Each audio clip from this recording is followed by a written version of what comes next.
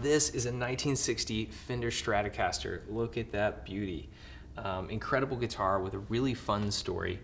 My name is John. My website's True Vintage Guitar. I help a lot of people that have kind of found or inherited or come across vintage collectible guitars and are looking for fair and honest help with valuation and identification, previous sales figures, that sort of thing. So if you've kind of found a Stratocaster, a vintage Fender, 50s or 60s, you're looking for help with that, there's a link below if you want to reach out to me. I'd be happy to chat with you. So the story of this one was so cool. Guy reaches out to me and he says, I do a lot of work on old houses, and about 15 years ago, I was doing some work on this old house, and the owner of the house came to me as I was kind of nearing completion and said, hey, I'm a little low on cash right now, and so I was wondering if you would take this guitar in trade instead of payment for the work that you're doing.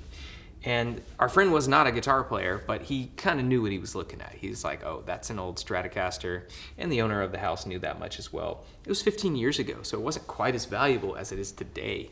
But our friend, saw what he was looking at and thought, you know what, this is a good idea. So he accepted the guitar as payment for his work, a great investment on his part.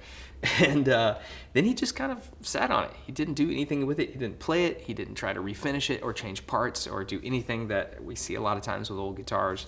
He just kind of stuck it under the bed. And that's exactly how I love to find them. Unmessed with, dirty, in their original configuration, and this is a perfect example of that. So I was happy to be his highest level buyer. It's a late 1960s, so we've got the kind of typical faded three-tone Sunburst. When the Strat came out in '54, it had that kind of basic two-tone, so dark to light Sunburst. In '58, they started getting that red band, and the '58s don't really fade that much. It's not until '59 that whatever formulation they started using was a lot more photoreactive, and so that red kind of starts to fade out, and you get the kind of orange hue on the edge of the Sunburst like this one has here. So a great example of this. Then in '61, the red brand gets a lot brighter and doesn't fade as much. This is a great example of that kind of '59 and '60 era with the dark edge and faded two-tone. But you can see on the headstock here, it's got the spaghetti logo, but 2 patent numbers. And that's typically a '61 feature, but if we think about that, not everything changed on January 1, So this, the 2 patent numbers started getting added to the logo late 1960, early '61. This one has all 1960 dates.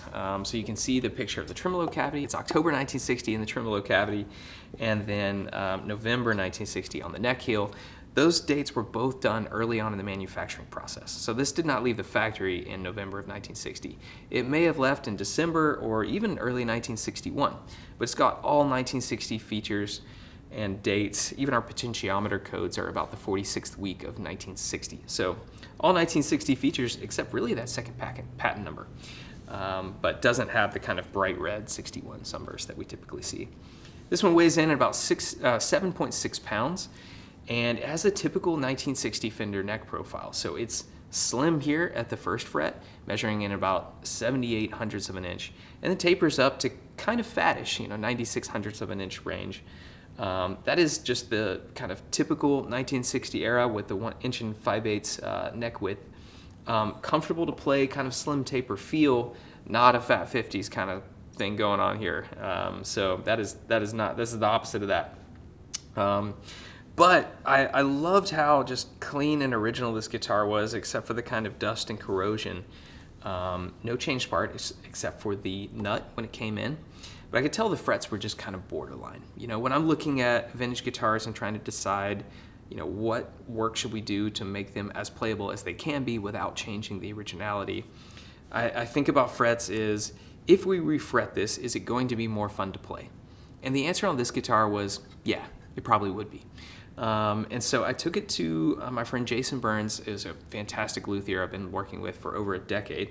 And I said, I'd like for you to refret this guitar in exactly the way the factory fretted it, with the same size fret wire. When I feel the guitar, I want to feel like it still has its factory frets, and I want it to look exactly like the factory fret job. So I know that's going to cost more. Do whatever you need. And so he just did a spectacular job, and I'm really serious about the way the fret ends look and the crowns on top of the frets. you know, when I see those refrets where they like plane the fretboard flat and all that stuff, they just look like they've been really invasively modified, and they feel that way too. They feel like a different guitar than a vintage Stratocaster. And I don't want to lose that, because we can always go back and plane the fretboard and throw in some massive frets later if you want, but you can't go back to that original board patina, the kind of fading of the clay dots. You just can't go back once that's done. So I was really happy with the work that Jason did. Every note rings bright and true and exactly the way you want it to sound. You know, you can take this into the studio or the stage today, or you can hang it up on the wall and look at it, and that fretwork is not going to stick out as non-factory. So yeah, we like to kind of honor the way the factory did it, because that's Fender's artistry, and that's what I like to have. You know, I want it to feel like a proper Strat, and so he did a great job, and it sounds fantastic. So I called in my friend Riggs to come and play it for us. Riggs is a guitar professor here in Birmingham. He's also got a YouTube channel that you can check out. There's a link below. So yeah, here's how it sounds.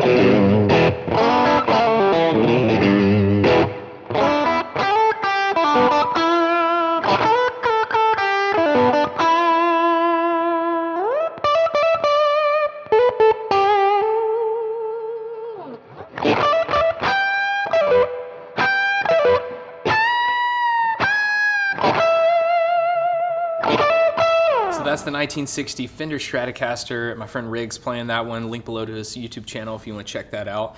My name is John. My shop's called True Vintage Guitar. We're in it right now in Birmingham, Alabama. If you're close by, we'd love to have you come in and check out some guitars. Or if you're not close by, you can check it out at truevintageguitar.com. We've got in-depth pictures of every guitar and videos for you to check out so you can hear each of these great examples. So yeah, thanks for watching.